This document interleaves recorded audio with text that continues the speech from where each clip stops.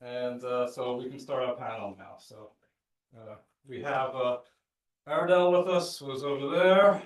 He's our famous keynote speaker at our conferences.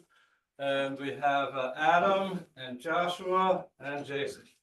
Jared, sorry. Jared. Sorry. All right.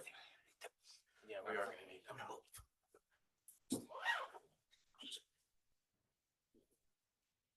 So you go first for everything. Yeah, right.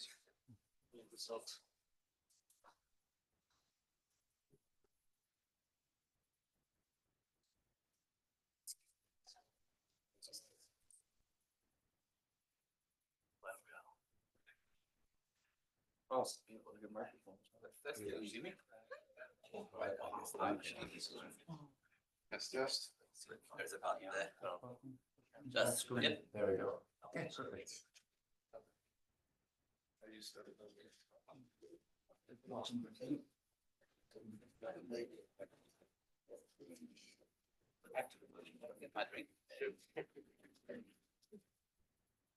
Fantastic. Oh, wow. We also want you to appreciate that I made it a little more varied, this kind of panel. It's not just CISOs. So we have Jared, who's an account executive. We have Josh, who's an auditor. So this way you get really different perspectives of the identity management. And I thought that would make a much more interesting conversation. So let's start off with our first question.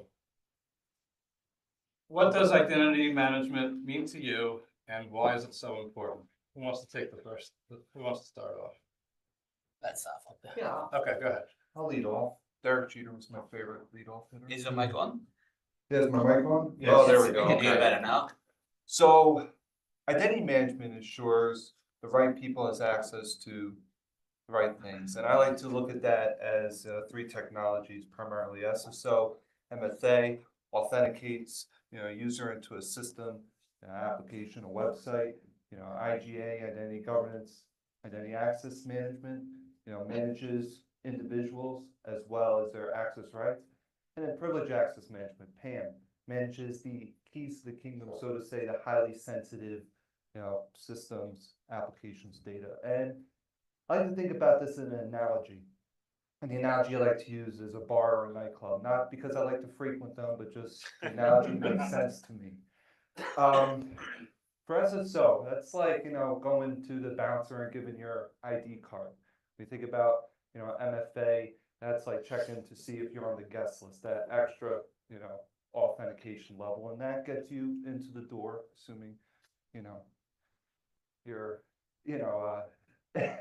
sober and, compliant and whatnot. Identity access management, identity governance, that's like, saying you could go to the bathroom and the dance floor, but you can't go behind a bar. It tells you which rooms you have access to and the level of access you have.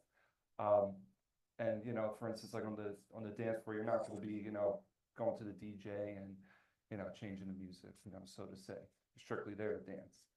Privilege access management is like going the bartender, you go into this behind the bar or the storage closet, grabbing that bottle of Johnny Walker Black Label, or the owner that's going behind the office to the safe and grabbing the funds. It's those highly sensitive areas as well as those highly sensitive items. Why is identity so important? Well, we don't want to, the malware to affect all other networks. Why is identity so important? Well, it's like Cypher alluded to before. Identity is now a security concept. Right, 90% of all breaches are identity related. It's no longer just going back office technology support and getting that level of access. You mentioned identity is a new perimeter with the rise of work from home, mobile, cloud computing. It's no longer just hiding behind a firewall. Attackers are not just going on network ports and endpoints, but they're socially crafting individuals, because individuals are the weakest link. The bad guys are stealing their credentials and then moving laterally. And this is only exacerbated by the fact that the threat landscape is vastly increased with the number of applications, the number of data, the number of identities, and also the various types of identities as well. Think third-party identities like your contractors or temporary researchers if you're in a university, or even machine identities like bots and service accounts. So to end this soliloquy, sorry panel, but I think the next time we do this panel, it's not just going to be identity management, but it's going to be identity security that we're going to call it. Can I quickly add something? Sure. Identity management is also not about who they are. Like we knew who spoke a few minutes ago. They hijacked is what they can do as addition. So you saw all this password spreading attacks. You mentioned security issues, and is the best way to minimize or mitigate them. Very good. So I guess I'll add on that. So my part of being here today is the compliancy aspect. As Ken mentioned, I'm an internal auditor. So I'm not necessarily the one out there setting up identity access management. I'm not the one out there enforcing it the way these guys are. My favorite aspect of the CIA triad is the I. This isn't to say the C and the A are not important, but I focus mainly on the I. So for me, identity access management is, can you prove this? As an internal auditor, my boss, the head of GRC, often says, and he might be watching, so I better get this right. Where's the evidence? Josh, did you document the evidence? Josh, did you file the evidence properly? So, I mean, that's what identity access management is to me. I mean, all these things are great to control all the assets, but for me, if I can't go into whatever tool that's running the AIM and prove that whoever's in there was in there at a specific time, you know, you're just as vulnerable as without it. So it comes back to what they can do. They're more than who they are, right? See, again, for me, yes, that's totally true. But for me, again, it's about Because you proving need the it. evidence. Who did it? Right, but also, I'm as the auditor, I don't know who's doing it. My job is to come in and see, can they do it? It's up to these fine people to actually enforce what you just said. So, Adam, you have anything you want to? No, I said everything. All right, very good. All right. So let's go over some of the business drivers of identity management. I guess I'll go first, otherwise they'll take it from me again. Yeah. So, Quick. So- I'm gonna stop. I'm just not. I'm No. an example. I hope It basically plays into the whole entire, all the frameworks are required to have some sort of access management. You have your idea of least privilege, as you kept saying, it's not who only you are, but also what can you do. And you also want to ensure that people only have access what they need to be accessing, and therefore you have things like RBAC rules, and anything needs to be audited or auditable, which is what drives all of this. Great.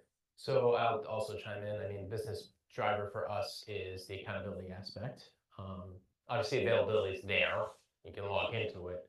But the accountability aspect is what drives, again, the integrity role. So business is going to happen one way or another. You want to be able to prove what happened when, so that you can tell your customers with some degree of accountability and viability that, you know, this is what happens, and I know what's going on, at least in our case, with your money at any given time.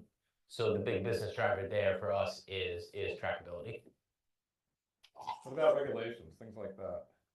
So that comes into the need of proof. So regulations usually define a need for a business. This isn't to say that regulations themselves are bad. I would never ever argue that. In fact, I actually think most regulations are actually pretty good if crafted. I'm sure some of these guys would disagree with me. But in the case of regulation, it usually means that you have a need for your business. So if you are subject to CCPA, GDPR, in the case of my company, Department of Financial Services, then you have a list of guidelines that you need to adhere to. And usually identity access management is one of them, which is how do you prove, again, who is doing what they're doing. And most of these auditors are external auditors, especially government officials, are really, really smart. So if you can't put something in front of them that says, here's how I prove that Josh was in here at this time on this day with this access, you're going to fail audit. You could potentially lose your license, and in the event of certifications, you can potentially lose customers.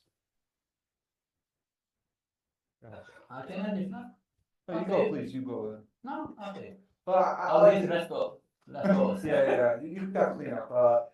I like to take a step back here, coming out of left field. Show of hands, who watches Yellowstone? Anyone?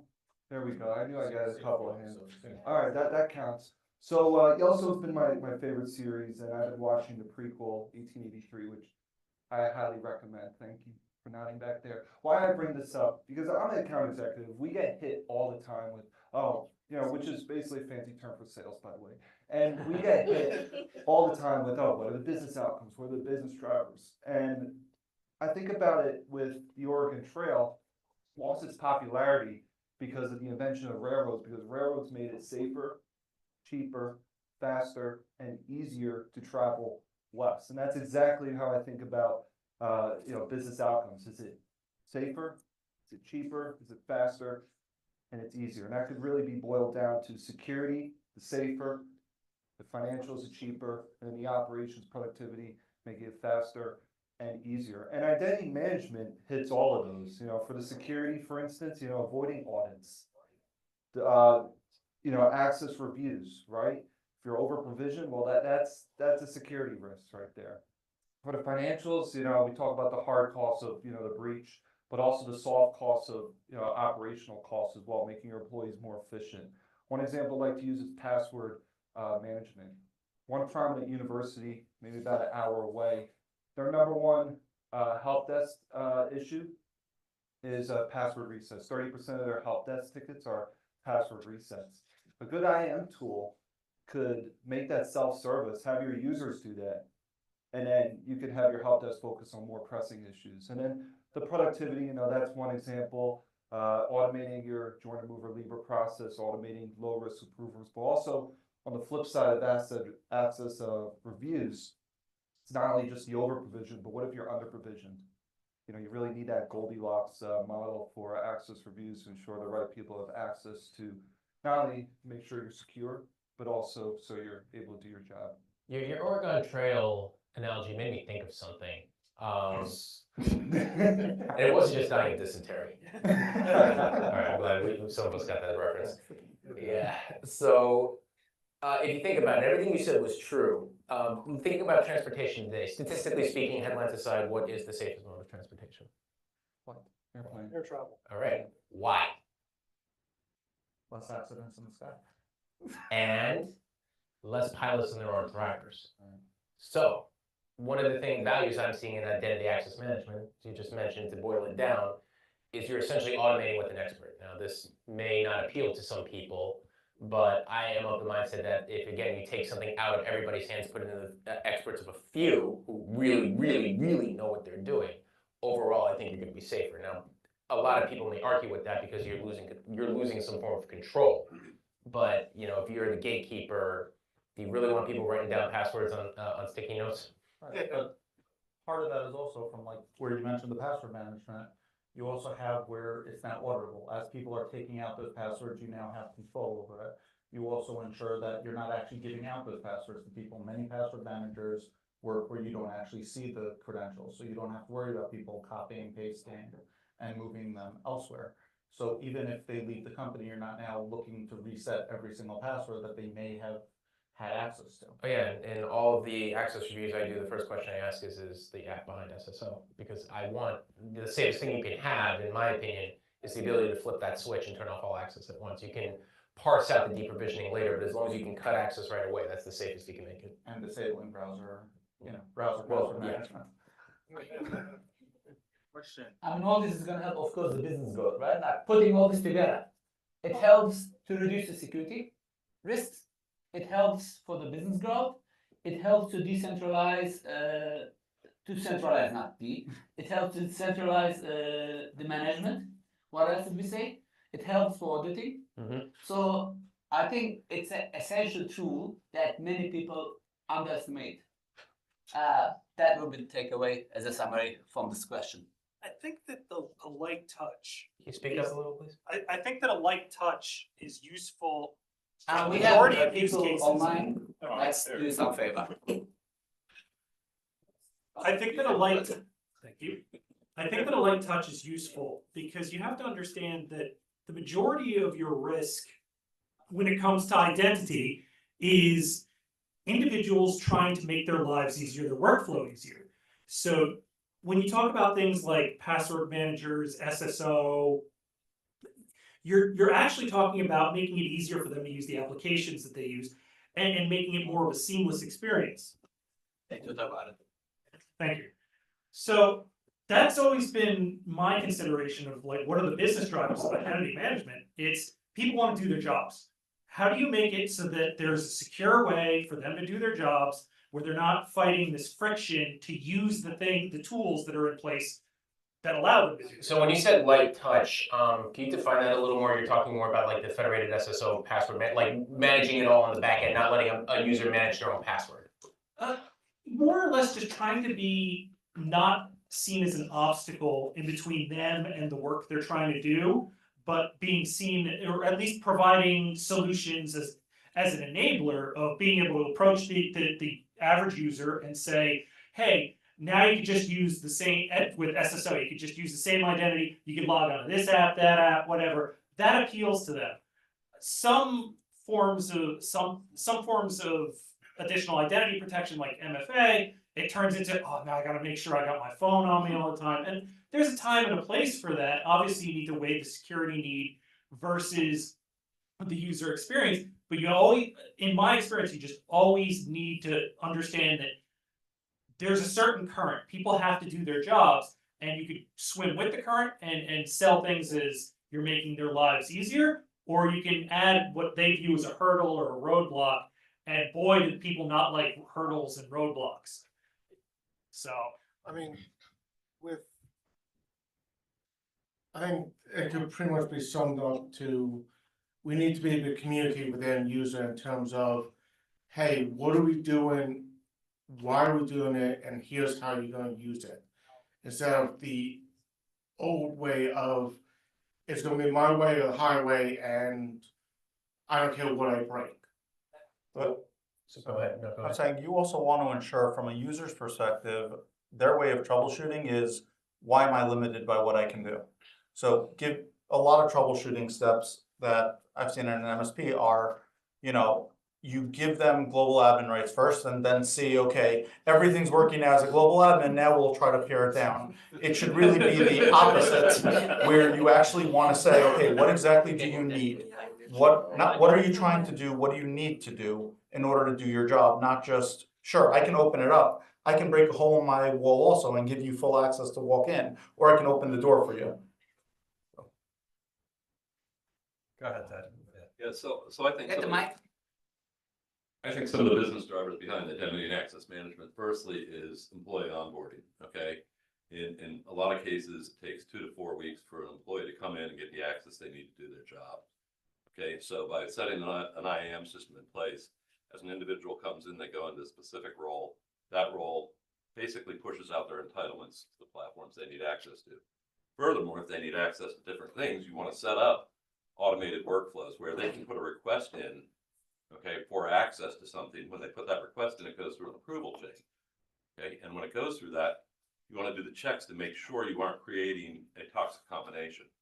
Okay, so you don't want to make sure, let's say somebody's an accountant, you don't want to give them access to accounts payable and accounts receivable. Okay, so you want the policies in the system to take care of that, to make sure that doesn't happen. Lastly is offboarding when somebody leaves the organization. And from an audit perspective, you want to make sure all access is terminated immediately. Otherwise, people can access things they shouldn't. Okay, so that really helps reduce friction in the onboarding and getting people moving, getting them functional in the organization. When they change jobs, they lose their old access, they get their new access. Okay, so you don't create toxic combinations and they aren't collectors. That's where I see a lot of the value. I've been in identity management for 22 years and deal with clients all the time and face these issues, and these are a lot of the challenges that we see on a regular basis. Thanks, Ted. Sure. All right, any other questions? Let's talk some over there. I had a question.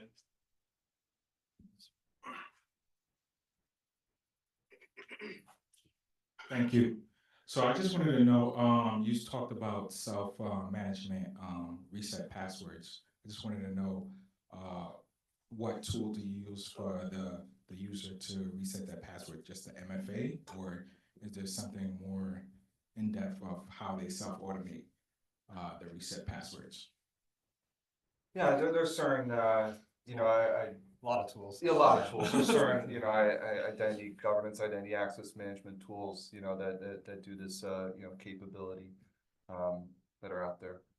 If not, at least Active Directory. Yeah. If Yeah. any Right, government Microsoft element. has one. Microsoft, yeah, Azure Active Directory It's has not its voice out, own. Is it Entra? Yeah, now it's Now it's Entra. Entra, but Sorry. still, on-premise is still. Don't worry, it'll change next week. Yeah, it's Microsoft. I don't learn names anymore for them. You know, it's so weird. I used to be a sysadmin. I used to be help desk. Ever since I became an auditor, I just stopped caring about the vendor. Well, it does the job. Exactly. As long as you can put something in front of me that says, I "Here's, did it. I did it. Here's the job. Here's the proof as it does." Because you fake that, you don't have that evidence. Guess where the auditor is going to come looking? Exactly. And there are also tools out there that do verifications, like from a help desk perspective, like if you need someone reset the password, it can send them a code, it can have them fill out information to then get it. So there are tools out there to do it. So, and I'm just speaking from a user perspective here because I've gotten away from the sysadmin space. I mean, I have more of a technical background. I find it's easier if something goes through my phone versus me trying to remember it on my own. Yeah, so maybe a text message is a little annoying, but the fact is I'm generally almost always gonna have my phone on me. I'm not necessarily arguing your point. I'm just saying of the options available, assuming, first of all, it's better than nothing, all right? Anything's better than nothing. Let's start there. Of options available, unless you're gonna go full high end here, I think that's not a bad case. SMS is going away though. A lot of the vendors are moving away from SMS. But they're moving on to, swapping. they're Yeah, moving they're on doing to other things. Yeah, Usually yeah. biometrics. either biometrics or passkeys or why did it escape me? The authenticator has to give a code. Yes, correct. Whatever, as long as it's something you have. I mean, there are three things you identify by: what you know, what you have, what you are. So, I always know the question of what you are is a little iffy, but you're gonna need something to you're gonna need to identify with at least two of those in one way, shape, or form. And really, what we're talking about here is what are the best ways to do that. There's also methods that aren't included in there because there's a lot of organizations are using browser token plus conditional access rules to. So there's a little bit more to it than just those criteria. Is that some of it's also some organizations are using browser tokens and a combination of conditional access tools, which is functionally kind of saying, where are you? You're at the corporate headquarters, you're at our location here. But in order to get the browser token, you have to identify yourself. Yes. It's still who you are. Right. Yeah. I'm saying it's still what you have, who you Yeah, are. when you or get down where you to are. it, it's still What you know. those three things. Yeah. There's no- Admittedly, I'm getting a little bit out of my depth here. It's okay, we got you. No, I know. Again, my job is, if I come in, it's very funny, I come and knock and I'm generally the guy you don't want to talk to, I'm the guy you want to get rid of the quickest. Come on, I'm just Josh. the guy- Come on, Josh. Josh is You, the your cop of the role. cops. But I'm also the guy that's gonna give your business the most confidence to be able to go out there and There say, you go. we do what we do as well as we do. So that's really the benefit I drive from identity access management and As why- auditor or Josh? I'm not gonna answer that question. All right, let's move on a little bit. Oh, yeah, another question. Yeah, please. Yeah, go ahead. So my question. We have a what is mic, that- if you. Oh, yeah. All right. It's getting a lot of use to microphone. Good. Thank you. So what is the back door to all this if you don't have your phone in you? So, Then what? so it really depends. Some places will actually do it that, let's say you don't have your phone on you, but if you're in a specific location, they're willing to allow the trust to work as long as you're in a trusted location. Some other places will say you have to have some sort of method that they can verify your identity to allow you in. Doing a full bypass just because you lost your device, broke your device, is also not safe for the company. So I asked this because there's a scenario where a student lost his phone and he couldn't do schoolwork. He didn't have his phone for a while, like 3 days. Did he speak to IT? I guess it's a personal There is phone. always a I guess solution it's a for those. personal phone. Yeah. Well, student. I guess it's a personal phone, right? Speaking to it is not gonna help. I mean, it's a personal phone. He was in school and they use all this in school as well. So he didn't have his phone, he couldn't do schoolwork at all, because it's like a two-factor authentication. You put in your password and then you get the access code on the phone. I mean, there is always backup codes that they But can you don't have your print phone. No, the no, backup backup codes are codes is something you offline. You share get it. alert. Sorry. Please. It's something you get offline, away from your phone. You can either print it. It's not a great solution, or save it somewhere. Save it on your computer that you can't get into. memorize it. But usually a lot of apps will, when you log in that first time, will give you a whole bunch of backup codes. Let's say if you lose your phone or something, or if you lose your MFA, the app gets deleted. It has a way of letting you in. There are other tools where the IT can actually give you a backup code to get in, as long as they can verify it. Systems usually have some sort of backdoor to allow you in, but they want to ensure that it's as safe as possible. In a corporate environment, it's easier than a student environment. Why? You will have different methods, as just said. You can use your fingerprint, for example, at Microsoft. You can use Windows Hello, or you can use third-party tools which have, it's either fingerprint where you can stick it to your computer, which is authorized. But in your case, it's with HADA. I think backup codes or alternative email that they can check. Right. Is on the way. I think a lot of schools are headed towards that biometric identity. I mean, yes, maybe the student didn't have it right there, and I understand that this is a question of resources, but what you just described in theory could be taken care of with biometrics, at least on a temporary basis. There's What are they gonna read the biometrics with if they don't have a phone? But if their computer had biometrics, some of the Windows Hellos actually, they have biometrics built into the computer, uses the TPM. But also a lot of password managers can store TOTPs at this point. So it's not just your phone or sending you an SMS. The actual password manager will store it for you. Passkeys and things like that. Which is better than nothing, I guess. Anything's better than nothing. Or it is a great excuse not to submit the work. I lost my phone. It's 3 days. That I don't know. It's the new version. That's a backdoor of gaming. All right, let's get to the next question. All Josh, right. that's your question, I guess. All right. We'll start with you. Before you jump So in. I've already answered most of this. Where does it come in internal, external audits? And that is simply proof and accountability of people of how do you manage who has access when this is particularly important, more sensitive on the information you're dealing with, PII, financial transactions, so on and so forth. You need to be able not just to let somebody in and prove their identity, but you also need to be able to audit that identity, account for that identity. I should be able to look at a specific moment. And the scenario I usually give when I'm talking to people when we're trying to set this stuff up is, picture for a moment, God forbid, you're broken into. How are you going to backtrack the records? How are you going to run the investigation? That usually is enough. It's not, it's not 100%. Nothing out there is 100%. But it's usually enough to get people thinking like, okay, maybe I need a better managing tool. Maybe I need to consider integration with my SIM. Maybe I need to consider some type of automation or monthly report or something like that. So additionally, one thing that I just wanted to add is, besides for just the audit requiring you to have the data, it also requires you to, I guess, audit your own data on top of that to ensure there's no privilege creep, there's no tech debt from someone, there's no, someone transferring departments and still having the same access they had prior and just more now.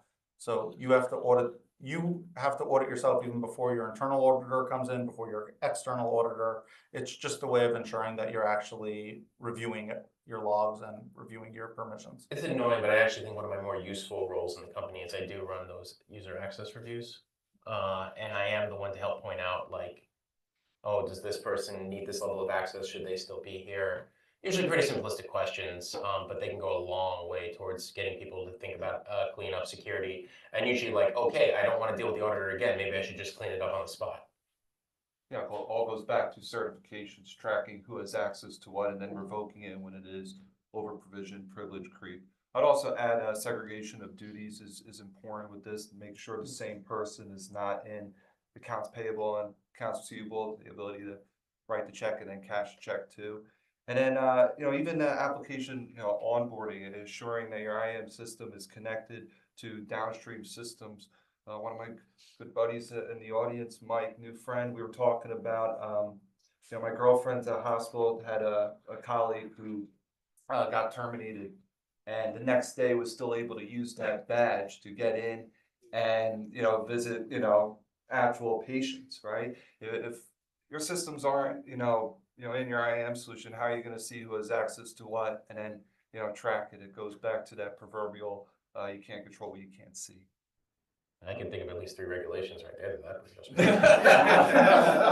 And Josh has a tougher issue also, like if somebody gets promoted or switches departments, he's gotta make sure that those people lost those rights from when they had. If they went from accounts payable to accounts receivable, he's gotta make sure that they. I should clarify on that. I'm not necessarily the one who has to make sure of it. I'm the one who has to check that it's been done.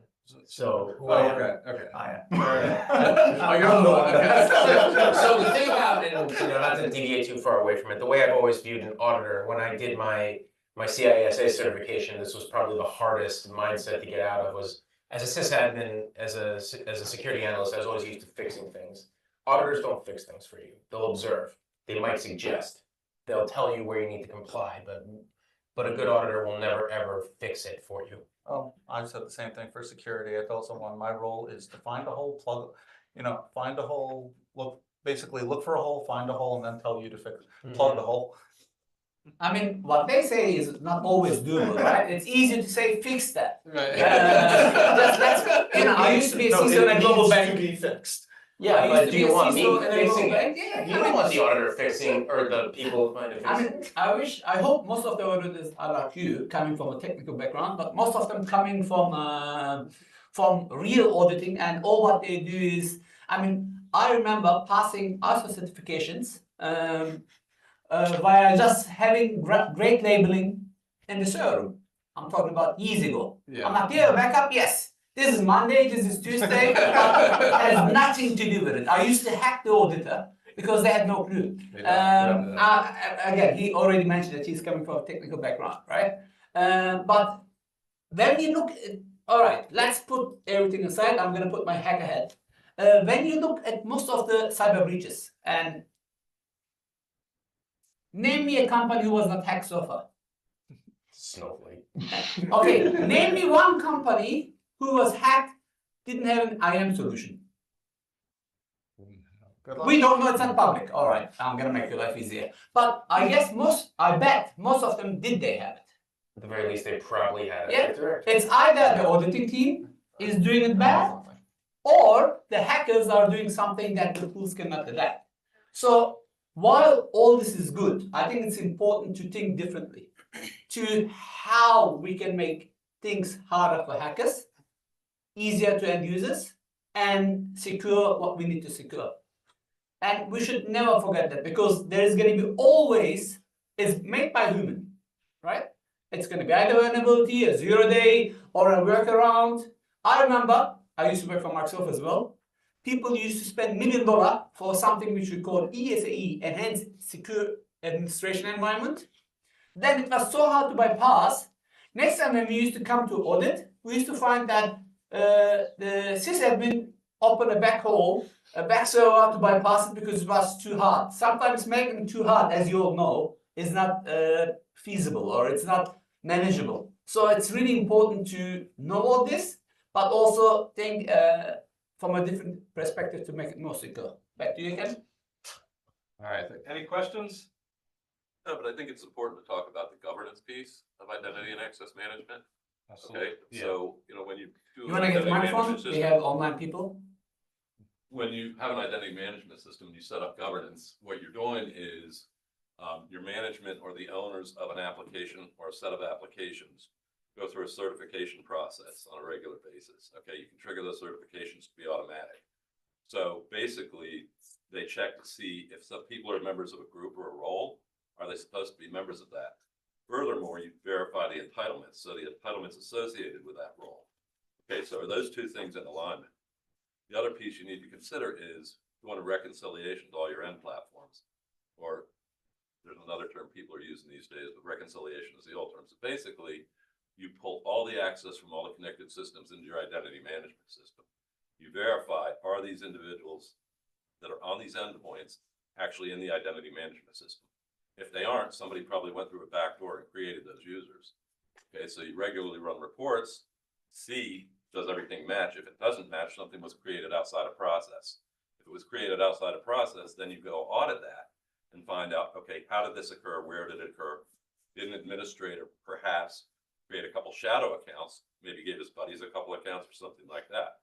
But that's one of the ways a lot of these breaches are happening, is people are getting in at that level, social engineering their way in, then they're getting these additional credentials created, adding other people at these administrative accounts. If you're doing this reconciliation process into the identity management systems on a regular basis, and validating that these accounts don't belong and eliminating them immediately, that helps eliminate a lot of that problem. It's, I mean, what is role does AI play in internal external audit? I would argue, to simplify everything you just said, lowering the attack surface. And just to add to what you said, there's tools out there called, PIM, the Privileged Identity Manager, which will alert you if something is created outside of the actual privilege. So it'll tell you, hey, you'll get a report that says these are accounts that are in PIM. These are the ones that were created outside. So you can also audit that. Who watches the watchers? Right, and a lot of That's the why identity governance separation of tools, such duties. as SailPoint, and things like that, have the capabilities of pulling the reconciliation and highlighting where things were created out of band. And like you mentioned, the PAM tools as well.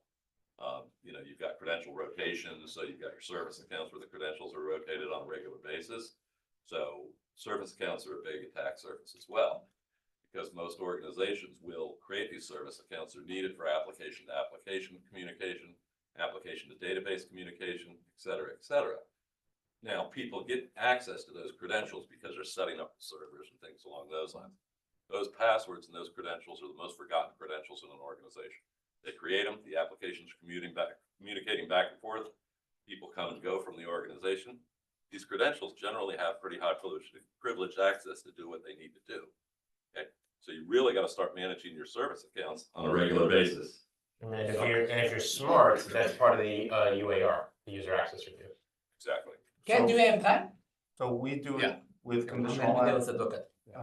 We do it with conditional access policies as well to lock down the service accounts that they can only be accessed from inside the network. So you can't actually use them anywhere else. Can I be the devil's advocate? So Okay. what about Yeah, devil's sorry. advocate, What about legacy systems? It's really good in a modern environment. What about you work in a large enterprise which has many applications which does not support any of the solutions that we mentioned? At some point, the risk outweighs the benefit. That's the only answer I can have to that, is you're right. And you said something earlier, like this can't always be plugged, and that's true. As the auditor, my job will be to point out the deficiency and define the risk. And at some point, you as the business owner, the process owner, whatever owner, is going to have to decide, does the risk outweigh the benefit here? Now, no matter what, when you shut something down, people are going to complain. You just have to decide where is the pain threshold. If possible, of course. I know in a marine government-owned marine environment. Marine. Yeah, marine. They were managing all the ships via legacy application. Shut it down if you can. So what you do for those types of things is that's what network segmentation is. Exactly. By the way, there's no right or wrong. I agree, but I'm just, You want to ensure that you're Being locked, the developer. that even if you have to keep those systems running, because there are a lot of legacy systems. There was one guy that used to run the system a long time ago that he's no longer here. No one can patch this. It has to stay running. But that's why you have to segment it from the rest of the network. So even if someone does get into it, they're only touching that. It's not adding more attack surface to the rest of your. Can you do that with the Navy? By the way, I used to work for Microsoft, and it was easy to sit down here and recommend. Then, when I joined the bank, I'm like, oh my God, I had servers which was not touched with us 20 years because that's it, nothing, and Only 20 millions years. of dollars are running on this. Or when I was also at Microsoft, we used to go to some top secret organizations like, you still run this? Yeah. Or I don't want to mention brand, but the high tech that you use, including Apple, they use some older system like, you make this with this, so that's why sometimes, and that's what I was trying to say. I mean, all these are right, great. All the additions are right, great. But sometimes it's a bit different in real life. But what we have to do is exactly what we said. We have to think differently. And this will help us to, you know, from the audit perspective, from the vendor perspective, from I forgot what you do, but you said insurance. You are sales. I know. I work in an MSP. All right, all right. You know, that's why he comes from the perspective. So we have to put all this. It's like, let me do an analogy now. It's not what you want to cook, it's what is in the fridge. You have to cook based on what you have, not what you think. And your analogy is the leftovers that go bad. But just decide to throw them out. Exactly. That someone left in the fridge. That's where risk comes in, and you start explaining the cost of the compensating control versus the cost of a replacement versus how much revenue is brought in. Versus the cost of exploitation. So one of the things we're seeing a lot of today is identity orchestration tools are becoming more and more prevalent. And what these identity orchestration tools allow you to do is modernize old applications. Okay, so you can basically front end them with SSO, MFA, things along those lines. They don't have to be SAML, they don't have to be OAuth, they are these legacy applications. So instead of rewriting your entire application, you can change the authentication mechanism to point to these orchestration tools. Like Okta you're talking about. No, not so much. They do have a light orchestration. Okta still requires OIDC So you've or got SAML or Ping something. DaVinci is a strong one. There's another company out there called Strata that does quite a bit with orchestration. We do quite a bit with both those companies. And it's becoming more and more prevalent because right now the audit demands are driving these old legacy applications have to meet these requirements from the different regulations, et cetera, et cetera. And to rewrite these applications, you know, some of these legacy applications, it takes millions upon millions of dollars and years upon years, where you can take these orchestrators and do a quick snippet of code in a day or two and tie them into the system, validate them. It really makes a big difference. You know, obviously some of the older ones, it's going to take more to do that integration, but the orchestration tools that are out now are pretty amazing. There is no stronger argument I have as an auditor than the regulations say you have to. Like, yeah, I can say internal policy, I can say best practice, but no, there's no stronger argument than saying there's a regulation that says you have to, especially when it comes to dealing with legacy applications. And for me, being in a law firm, we don't have too many regulations, but we have clients. And if our clients say they want it done a certain way, then that's what we have to abide by. So that's how we do it. I got a question. Yeah. All these authentication methods are using your cell phone now. You have to use your thumbprint, you have to type in the code. You have to, everyone, the authentication methods are using a cell phone now. You use a thumbprint, type in the code. So I'm thinking about users. We're always on our phone, so you know, if someone gets distracted, they just go to Facebook or. So I was wondering how much productivity is lost because everyone's looking at their phone every 10 minutes to log into these systems. They're looking at their phone anyway. They're looking at TikTok every 10 minutes. Okay, yeah, TikTok, oh, I got a message. So, like, it's like you can't put your phone away. Well, the idea is to have that They get single, distracted. to go in one time for the day and not have to go in for every application. Like you have SSO. Yeah. And I'm actually going to answer that a different way. One of the constant arguments I have with my company is the amount of access to outside applications. Now, obviously, there's a certain amount of lockdown that has to happen.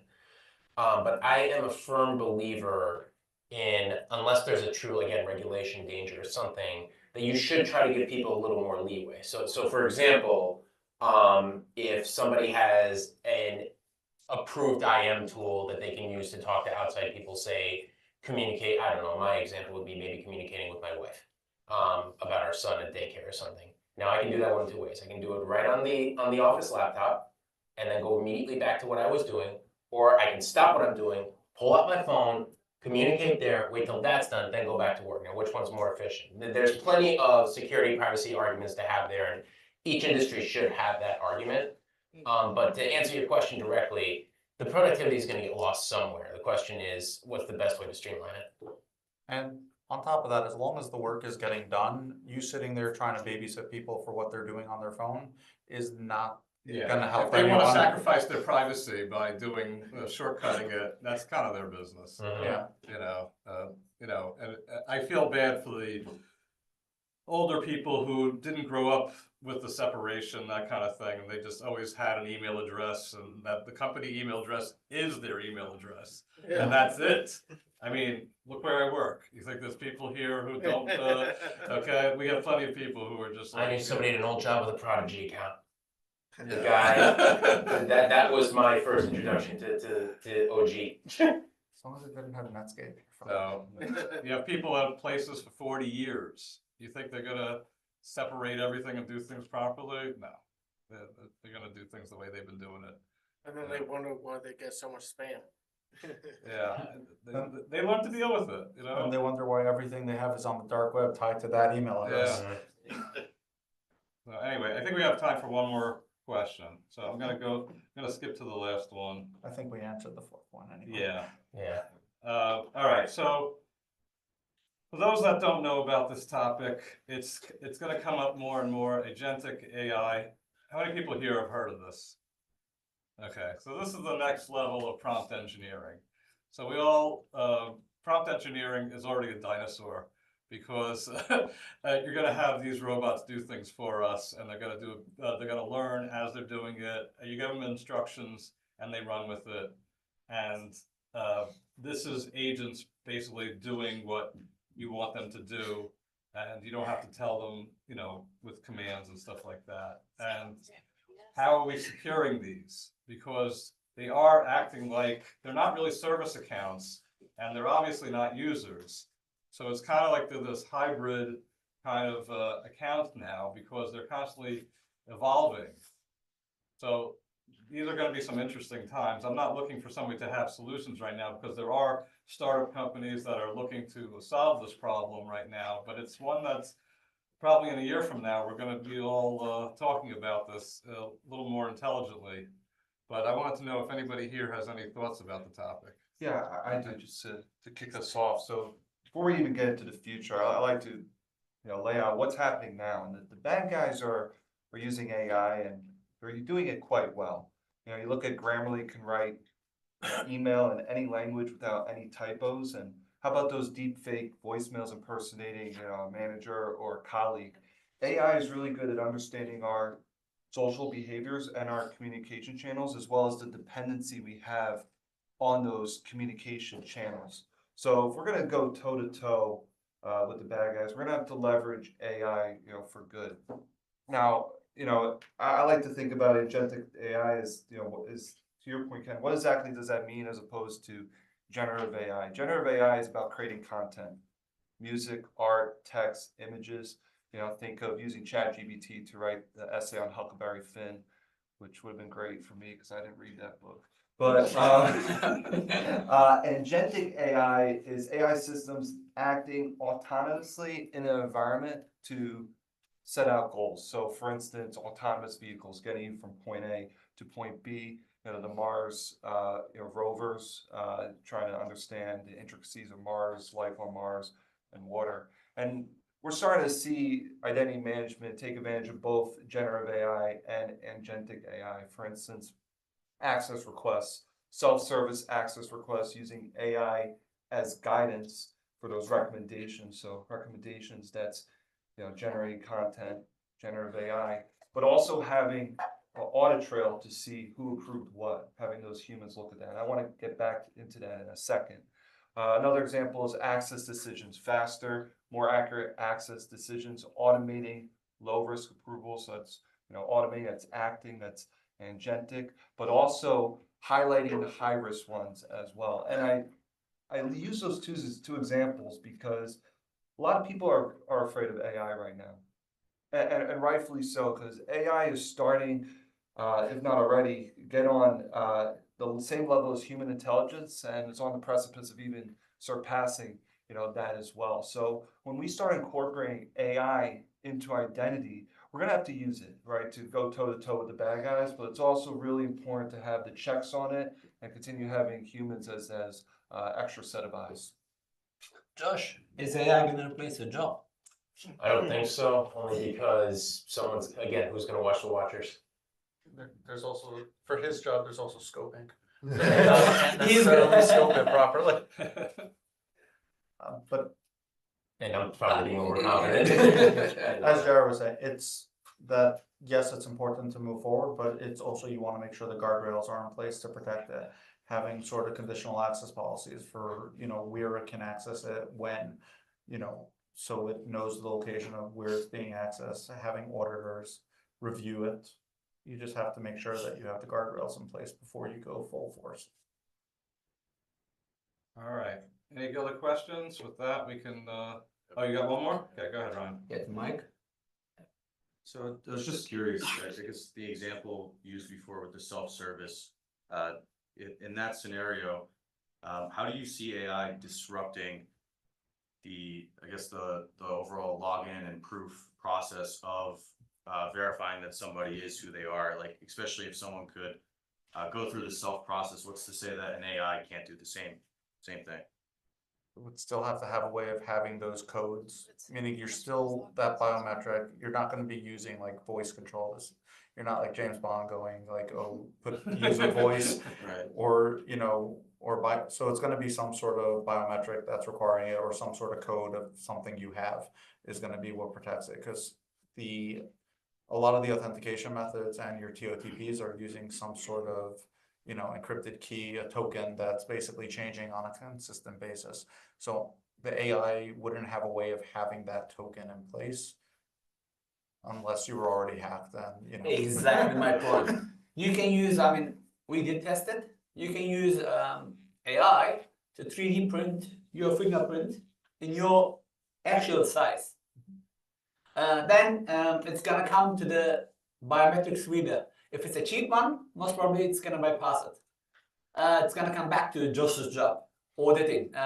So he has to make sure he does it right, otherwise it's gonna bypass through. So there's gonna be always challenges. Remember when cloud was new? Everybody was afraid of cloud taking over. Then when internet. It's still cloud's taking over. it's still coming. So as long as it comes back to what I said earlier. There's going to be always, it's like the bicycle, front wheel versus back wheel. While we have to protect thousands of assets, hackers has to do it. Hackers has to find one vulnerability, and they have to be successful once. But in other terms, as a defenders, we have to detect just one part of that hack using products like whatever, might help us to mitigate or detect it earlier. So it's going to be a cat and mouse or egg and chicken game. And this is going to keep us in the industry. Otherwise, AI is going to cut many jobs. So it's going to be, I guess, more of the same of what we've been seeing trend-wise historically with technology and the issues arising and how we're dealing with them, just on, I guess, a faster pace. If I had gotten into my industry 10 years ago, I wouldn't even be talking about the cloud. So yeah, right. Today, especially after pandemic, what name me industry is not using cloud? Right. Yeah, you can't. You can, but what is that? What is a data center? What is a private data center? Manufacturing might not be.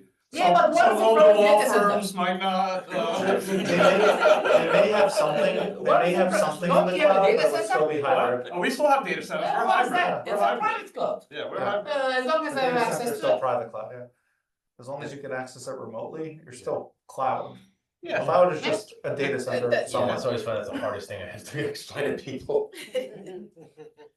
So I guess in the scenario, in the first presentation we had where they did the walkthrough video of the AI simulating, I guess, have you guys got any experience with simulating that type of like attack on Yes. the IM systems where you're taking an AI and you're telling it, hey, do this, this, this, and this, like, and I guess what's your In earlier experience stages, yes, I did it.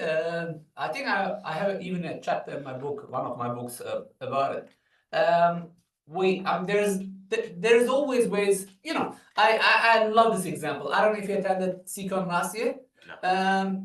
Look, when we look in the history, you don't have to believe in a religion, but most of the religions, they have a book at least, starts with Adam and Eve. You know the story, right? We are in this world to good or bad. If you don't believe it, at least you know the story. When we die, we all hope to go to heaven. Adam and Eve, they were in the heaven. they were social engineered by devil and kicked out from heaven, right? Based on Bible, Yeah. the devil came and social engineered Eve to bite the apple, and as a result, you know all the story, right? So what I'm trying to say is, it's in our DNA. We're gonna get fooled. There's gonna be always a way to bypass. I used to work for Secunia CISO. Secunia used to be #1 company, Flexera bought them out on catching or releasing 0 days. 1 0 day can cost millions and millions of dollars. We used to find 40, 50 a year. What I'm trying to say is, if something is made by human, there's going to be always a bypass mechanism. Sometimes because of vulnerabilities, sometimes I'm going to put the gun on Josh's kid. I'm going to say, you either let me do it or you will not see your kid anymore. Kidnapping. This happens. I know it's an extreme example, but this happens. And it's extreme example, they gave it out recently. So, with humans making, the technology, there's gonna be the errors, but what if, what happens when AI begins making the Exactly. technology? So There's still gonna be a backdoor. that's what she said in the beginning. Hackers are using AI already. So that's why where Josh is gonna come again as an auditor, try to find this gap, and it's our job to. And what I may necessarily find isn't an improper access. I may find a completely legitimate access from someone who didn't use it, and then the question becomes, well, wait, why did you do X, Y, Z? Oh, I didn't. Now we have a problem. Right. And I think the agentic AI question is more about, we're building AI now. The agentic AI question is more about, we're building AI now that we can devote to certain tasks, delegate certain tasks to, and it's really good at doing the same thing over and over and over again that a human being would get boring or would find boring and stop. Now, where that comes into play with security schemes and identity is we have to start asking some really unpleasant questions of, are we using things that if you're willing to put in enough legwork? Like, let's use the example of what they sometimes call cognitive passwords or just challenge questions. So if you have a password reset scheme that uses challenge questions, and it's using one of the more common challenge questions, back in the day, if you wanted to research every employee of a company based on their names that are publicly available, and based on going and looking at possible Facebook accounts that could be them, and seeing anything that will indicate the town they were born in, the street they were born on, the name of their first pet, you would be doing a lot of hands-on research, and dedicated attackers would.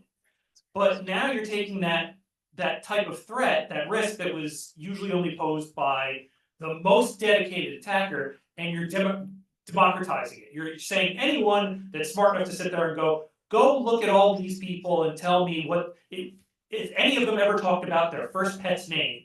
Because I've got an organization that I know their cognitive password, one of the reset question prompts is, what was the name of your first pet? I can't remember actually I shouldn't say I can't remember the last time I used a cognitive password. I'm sure they're out there. There's sure still banks. They're still out there. Ouch. Most of them been hacked already, right?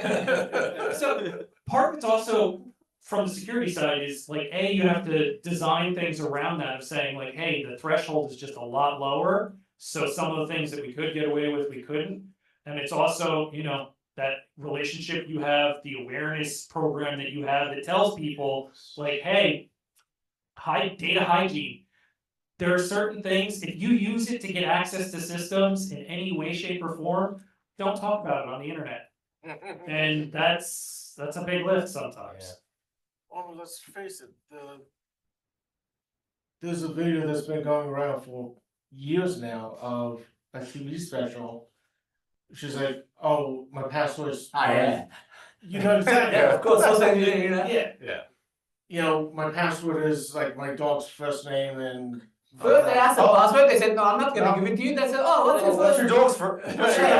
Oh, what's your password? Oh, it's my dog. Oh, and what's your dog's name? Oh, it's Skippy. Oh, thanks. There's no fixing stupid. And it comes back to Adam and Eve. You send them a survey, You send them a survey, your rock star name is the name of the street, your first name is the street that you grew up in, and the second name is your first pet. I mean, people did all these TikTok trends that were like saying my favorite color, my favorite name, and you're sitting there going, how dumb are you? And that's why people are talking about how TikTok is a sophisticated intelligence tool used to gather vast sums of information on people. Oh, that's just my. To what end? All right, you got a question? One last question. Okay, then we gotta wrap this up.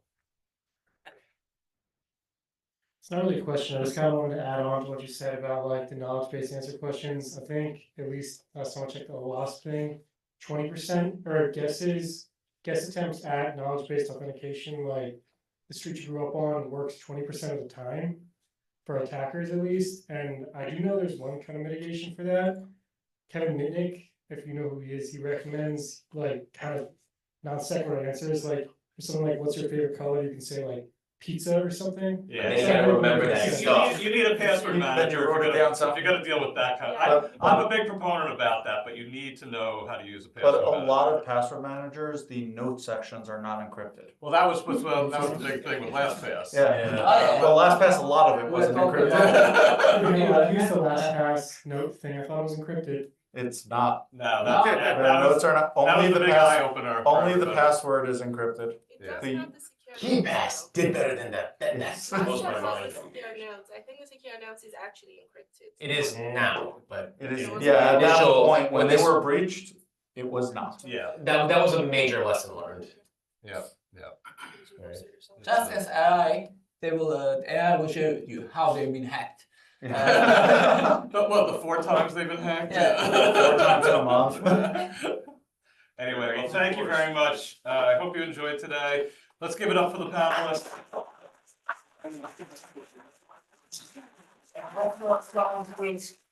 Glenn and where's Sean? There he is. Okay. Steve, on a future event, May 1st, we'll have another one here, but we have plenty of activities between now and then. And we are busy. 700 members now and strong. And please join us if you're considering being a member. If you want to learn more about it, just see me or Marie over there who's taking the nice pictures over there. She's on our board. Or Matt, he's on our board. And we have a really nice group here. So thank you all for supporting us for all these years. Really appreciate it. Thank you. Are we the largest chapter now? We are the largest chapter that charges. Because a lot of chapters boast that there are 1,000 members, but when it's free, it doesn't mean anything. It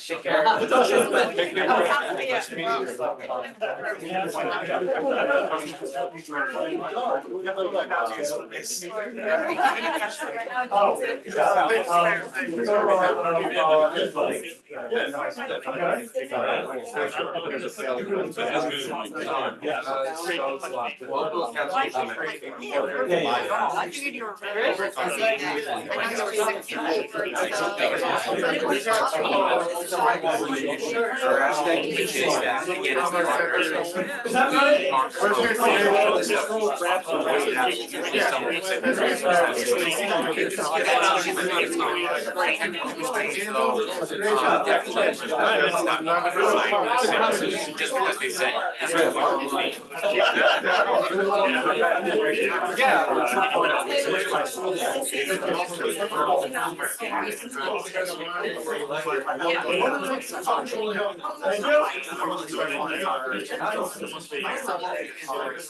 Yes.